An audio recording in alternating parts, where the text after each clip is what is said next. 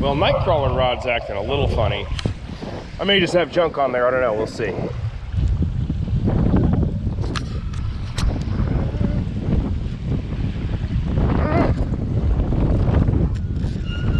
It's hard to tell. There's weight, I don't know if it's a snag or if it's a fish. I don't know, it's pulling back, I think. But again, it could be junk. It's just that they're not feeling like the head shakes, really. Hold on, there's something out there. Oh, I do have a fish. I am gonna try for some catfishing today. I've not gotten into them yet this spring. Only tried a time or two, but I'm gonna try for them today. New spot, haven't fished here before. I'm gonna try and hit a lot of new spots this year. I'm kind of tired of being a creature of habit. So I drive past this spot a lot and I'm like, man, I bet that's a good spot. So it's shallow, I'm on the windblown shoreline, and I'm between like a shallow bay and the main lake in this pinch point on the windblown side. So fingers crossed, I think this might be good. We're gonna see. This is my Daiwa D-Shock, which is kind of a medium action. I bought this so I can use smaller baits while I'm fishing with larger baits, waiting on bigger catfish. This is kind of my pole that I'll put night crawlers and stuff like that on, or like small pieces of cut bait, even stink bait occasionally. I don't fish with stink bait much, but if I do, it'll go on this pole. For my night crawlers, I just bought one of these this year. Bait Puck 2 specifically. I've wanted something that was like insulated and crush proof for a long time to hold my night crawlers in, because I had a little bit of a walk in here. Not like a huge walk, but I like being able to just throw them in a backpack or throw them in a bucket or in a cooler and not have to worry about the lid popping off and not have to worry about all that stuff. So this thing has actually worked out pretty good for 10 bucks. It's been money well spent. For my other two rods, I just got some frozen shad. I've had a hard time getting shad thus far. You know, early in the season, I don't know if they hang out in the same places, but haven't gotten into the shad yet. So I'm just gonna use some frozen shad that I got from the bait store and hope that that works.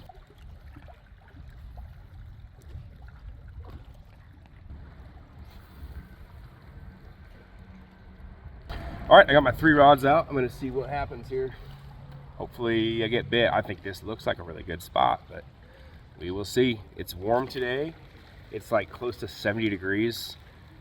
Supposed to get some thunderstorms. It's pretty windy and blustery right now. Like I said, I'm fishing on the windblown side, so hopefully it pans out.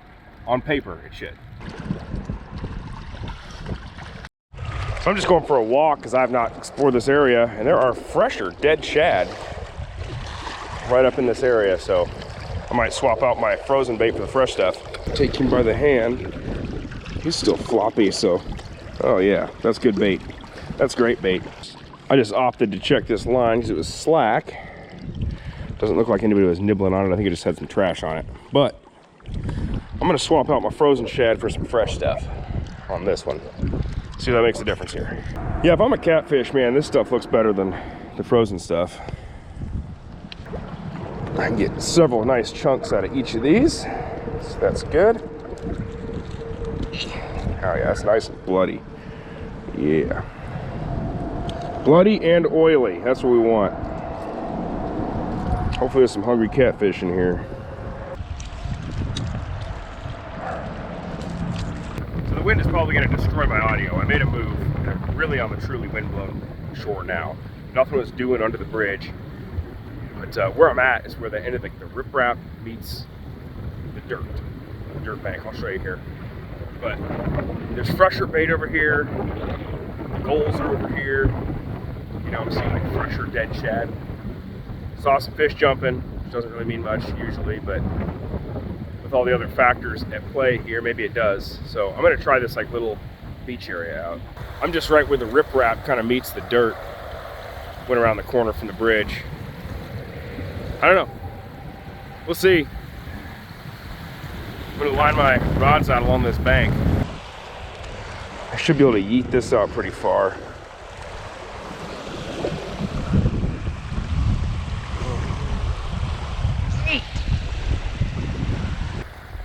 The yellow one's got the fresh dead shad on it. Middle one's got nightcrawler. White one has frozen shad. Frozen shad? Like Sean Connery. Well, nightcrawler rod's acting a little funny. I may just have junk on there, I don't know, we'll see.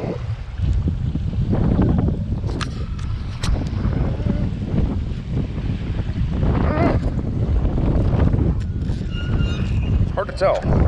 There's weight, I don't know if it's a snag or if it's a fish.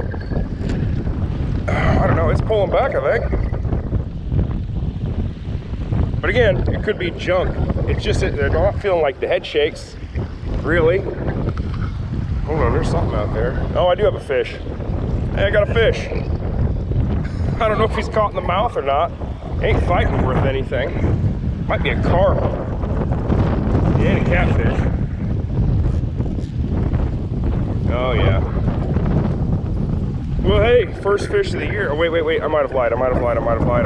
It's a catfish. Oh, goodness. Oh, buddy. Yes, sir. That's a good one, too. Look at that thing. That is a quality channel cat. All right, nightcrawler was the ticket. You're going back in the water.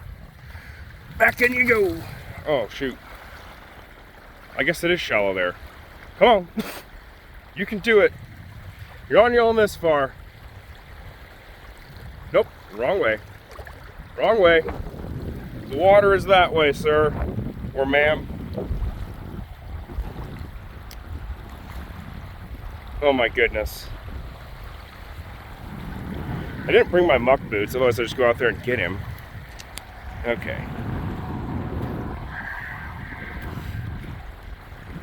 Maybe he wants me to keep him.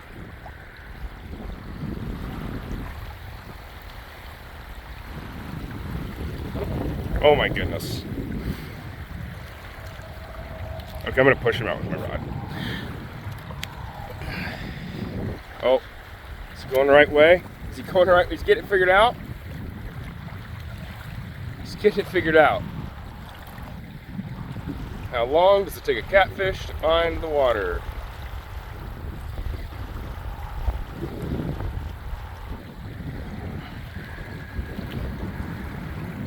That way.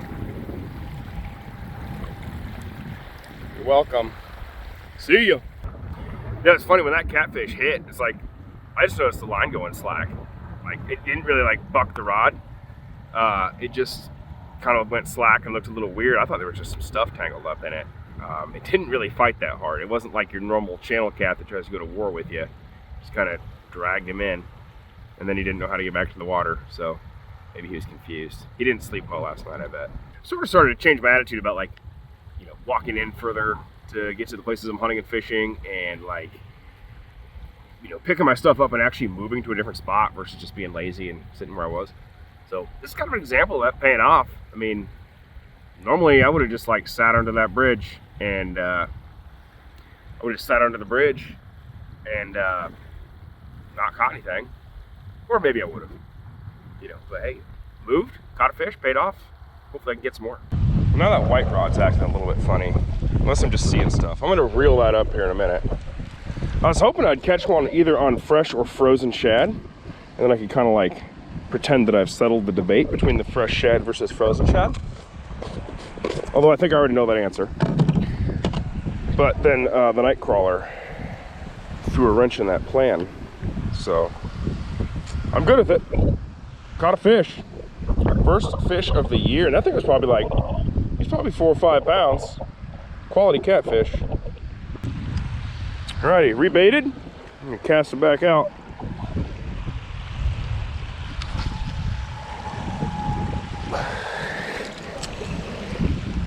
Let's go see if there's anything on this. The rod is acting a little weird, but it's also like the longest rod I have. I don't think there's anything on this. You know, is that just bumping the bottom? Let's see. Alright, there's no way. There's nothing of size on this, I can say that. I think the weight's just bumping the bottom here. Woo. Still got my dilapidated piece of frozen shad. This rod hasn't moved at all, so I'm gonna reel this up just to make sure I still got bait and everything's still intact here. Because who knows, maybe I don't have bait.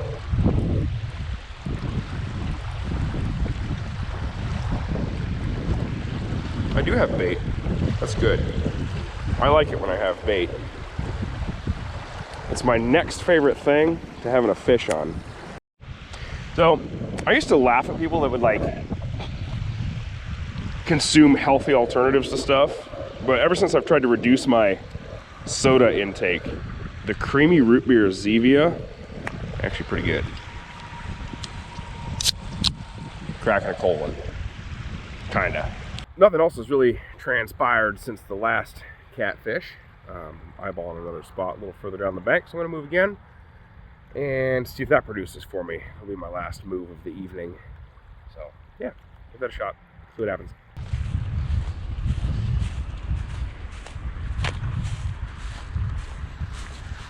There's like a mud flat like right here.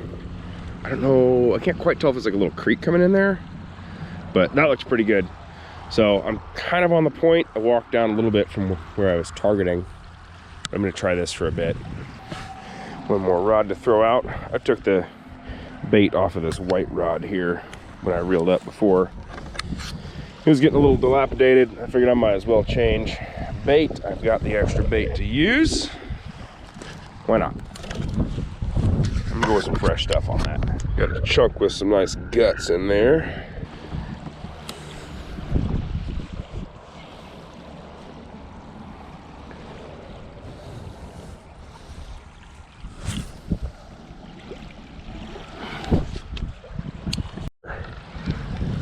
Might be junk because it's not moving itself really. Well, I don't know. Nope, it's a fish. Dude, fish have just been like sitting on this. So there's another fish. Sweet deal. Night crawler again. I don't know how long he was on there.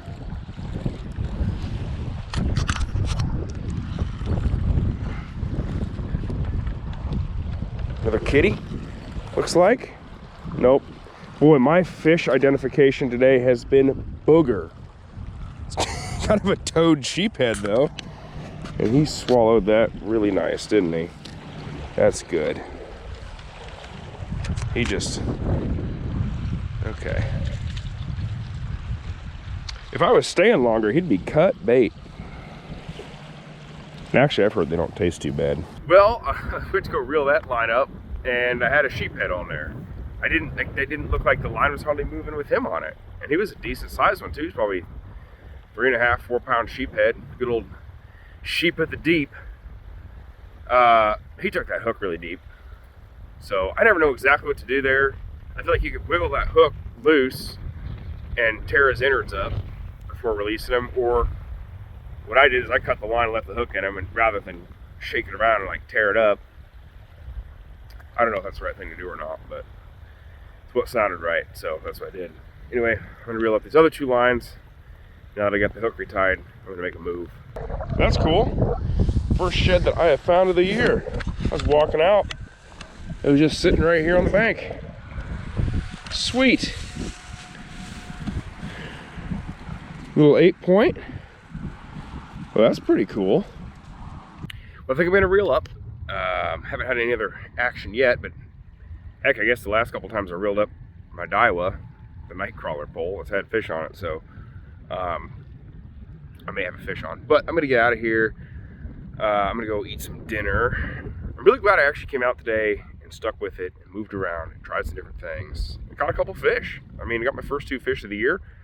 Size-wise, both of them were pretty cool. The sheep of the deep wasn't what I was targeting, but I'll take it. It's better than not catching anything. It's nice to go out and like actually allow myself to try some new spots. Before, I was so busy that I was like, man, I'm just gonna go to a tried and true spot, because if I'm only gonna get a fish a few times a year or whatever, then I don't want to go try a new spot and kind of burn the time. Well, this spring I've had a lot more time than I normally do, so I'm trying some new stuff, trying some stuff closer to home. So it's been good. Anyway, I'm gonna reel these poles up. If there's any other fish, I will definitely video it. But if not, make sure to hit the like button. Drop me a comment down below if you like the video. Let me know what you think. Hit the subscribe button. I got a ton more videos coming. I got a bunch from the past. Check out the Deeply Driven Outdoors podcast. It's new. Find it on Spotify, anywhere you listen to podcasts. Also, I've got a Patreon. It's the Deeply Driven Outdoors proverbial campfire. I'm trying to build that up a little bit. Just $5 a month. I mean, it's a whole bunch of unreleased stuff that you don't see on YouTube. It's extra content, extra chat stuff. I'm going to keep building that as more people join. So that's going to be fun. And anything I make from that goes right back into the Deeply Driven Outdoors project. So, get more podcast mics, get better camera gear, that kind of stuff. So anyway, thank you guys for watching, and we'll catch you on the next one.